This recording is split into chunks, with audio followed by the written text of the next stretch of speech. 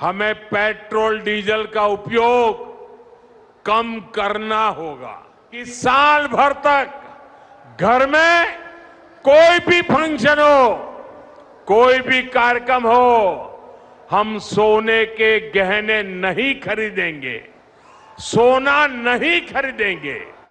अब चुनाव खत्म हो गया तो अब बोझ नहीं उठाएंगे मोदी जी।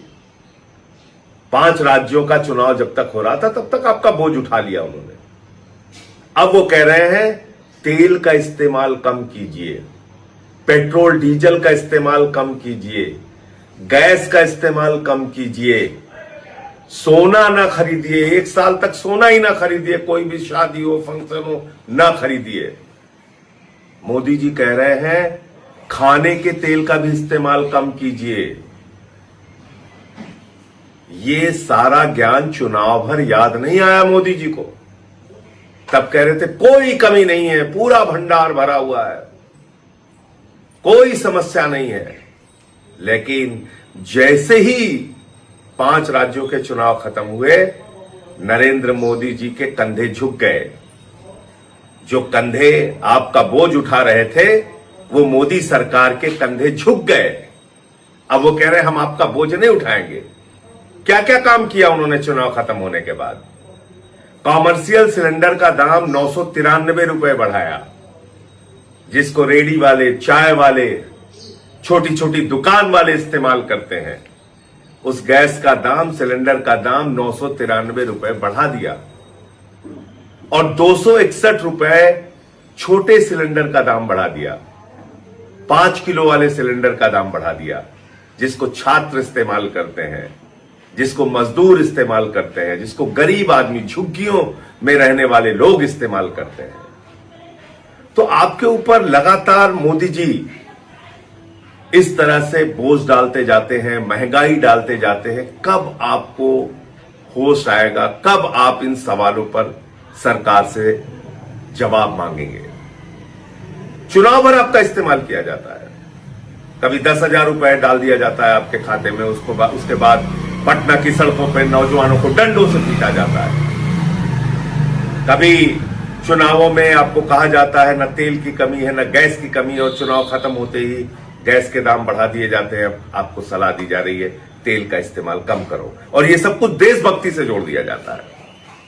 आप महंगाई में रहिए, देशभक्ति है। आप सोना न खरीदिए, देशभक्ति है।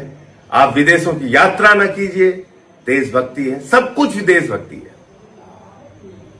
लेकिन मोदी जी बड़ी बड़ी रैलियां करेंगे, बड़ी बड़ी सभाएं करेंगे, लाखों लोगों को बसों में भर भर के लाया जाएगा, वहां तेल का भरपूर इस्तेमाल होगा, उसमें कहीं कोई दिक्कत नहीं होगी। विदेशों की यात्रा करेंगे, रोड शो करेंगे प्रधानमंत्री जी।